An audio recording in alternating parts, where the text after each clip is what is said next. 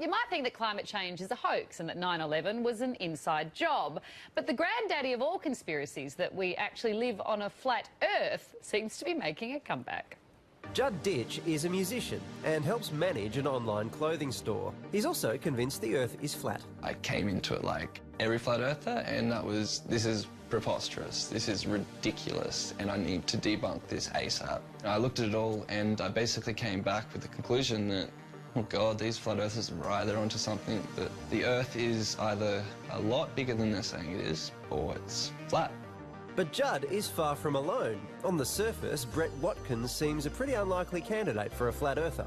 I do work for a major telecommunications company. I have been in that industry for 10 years now, and we do have to use satellite for transmission of data.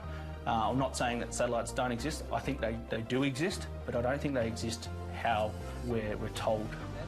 I found myself sort of weird position on YouTube one night, watch video after video.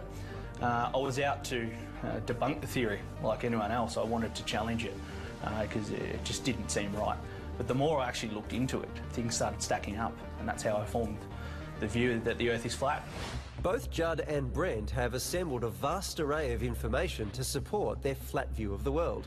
The key turning point was the sun rising over the horizon. Instead of going up and above you like it does on the globe model, it actually rises towards and above you across your field of view due to perspective. And for Judd, a large body of flat water like this provides one of the ultimate proofs. That water's not curving. It's impossible for water to curve when it's laying flat. Every time I'm up in a plane now, which is quite regularly, I'm looking for that curvature. That's just not there at 36,000 feet. Flat earthers believe the continents float on a sea, with the North Pole at the centre, Antarctica actually a giant ice wall around the outside keeping the water in, and the sun and moon directly overhead. You do actually have a summer at the North Pole. You've got flora, fauna, thriving some months of the year. You don't have that in Antarctica. That's because this model is actually real. And for this to work, you have to buy into some fairly large conspiracy theories. The first obvious problem is that Antarctica is not what you thought. No one's allowed to go there. It's military, peaceful operations only. And anyone that wants to explore Antarctica, they get taken to a small little tourist section, shown some penguins, and then off they go. But perhaps the biggest issue is photos like this from the Apollo 17 mission in 1972. For flat earthers, this is easily explained. Flat earthers believe that all photography from space has an element of CGI to it, and I'm very much supportive of that as well. My question is, why don't we ever see a consistent photo of Earth?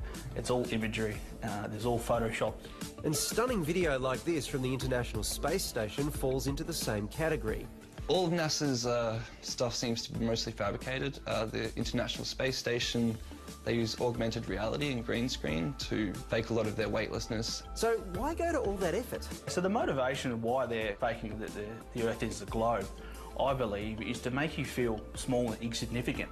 Because if you're on this heliocentric model that gets pushed down our throat, you're actually small, insignificant, and life becomes more meaningless than it actually is.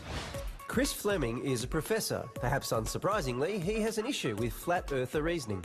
So you go up to the 20th floor of a building, you look out the window and the Earth's flat. Why have people kept this from me for so long? Now that kind of thinking is great when it comes to checking whether there's milk in the fridge, but it's not so good when you are trying to look at, say, the curvature of the Earth or physical geography. And the project's resident space guy has clearly been bought out by big space. You can literally disprove it in half a dozen ways yourself. You don't need massive resources. You can just look and see the shadows change. You can talk to someone in a different time zone. It's bizarre. It is just really bizarre. The Flat Earth movement has received some celebrity endorsement from US rapper B.O.B., who started a fundraising campaign to launch his own satellite so he can see what's really out there.